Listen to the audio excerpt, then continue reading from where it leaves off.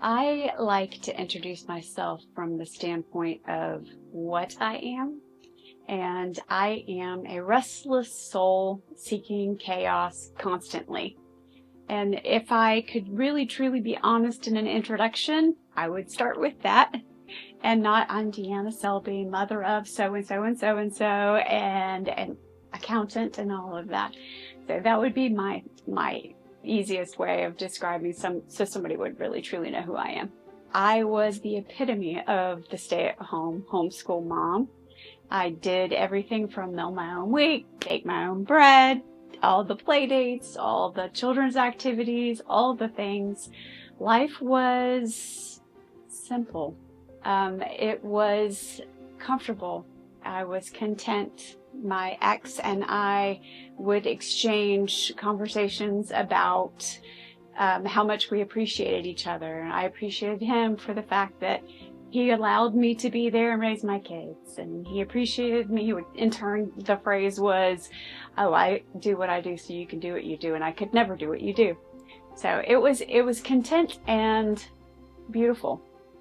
Whatever destruction the situation didn't yield on its own, I created. It was so devastating to me emotionally that I completely destroyed the entire situation for all involved, including myself, my ex, my kids. So emotionally, if I could sum it up in one word, it would be destruction. I had an individual say to me after my ex left that it was in the frame of reference of the woman he was dating at the time and how she was this independent career woman and took care of herself. But I was told, you can't even take care of yourself. I'm going to show you. I'm going to get that revenge-worthy success. I'm going to have success. I'm going to more than take care of myself. So that revenge-worthy success looks like a six-figure income. It looks like a doctorate degree. It looks like an incredible career. But it's a way to say, hey, boosh. I remember walking into my bedroom one night with a glass of wine in my hand and dropping the glass of wine. The wine went everywhere. The glass shattered everywhere. This might bring tears. My children were sitting in the bed. And I dropped to the floor. And it was a moment of, oh my gosh, it can't get any worse. At the same time, processing what it was doing to my kids. And for my kids to see me in that, that was the moment where I'm like, okay, I gotta get up. My kids shouldn't have to be mopping up my wine off the floor, and my kids shouldn't have to be picking up pieces of glass off the floor, and they sure as heck shouldn't have to pick me up off the floor. So that was truly the moment of getting up. I got my undergraduate degree in physics. I was a math and science girl.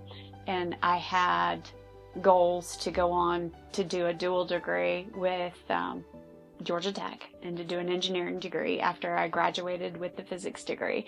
When I got there, I didn't want any part of it. I was so, after Calculus 5 and physics, I'm like, I'm done with this. I don't want to work this hard. So I realized at that moment that I could get a master's degree with a concentration in accounting at Georgia Tech and didn't have to move schools or anything like that. And that's what I did. So I took that, and then after the divorce, and I put my kids in school, public school, I began to work my way up the corporate ladder. I am a nurturer, and by nature, and then also after nurturing many children over the years of foster care, I have lots of history there too.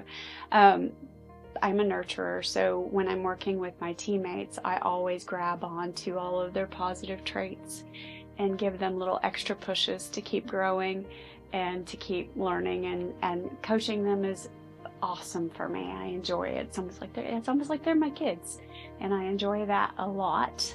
But I also don't take any crap.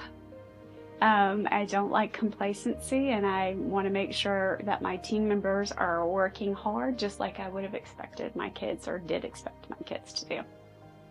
I have grown extensively, now 54, and I think the biggest thing is that I know myself, and I know what I'm good at, and I know what I'm not good at, and I lead with that. I lead with it in relationships. I lead with it in work. I want to make sure that everybody around me knows, hey, I'm not good at this. That's why you're here. You're here to bring the positives that I don't have, or you can't expect me to be perfect, or whatever the case may be. But for me, being this age, I'm comfortable acknowledging what I'm good at and what I'm not good at. You are enough just as you are. Even if someone tells you you can't even take care of yourself, just always remember that you have everything in you to do what you need to do. And then also, you are greater than your highs and your lows.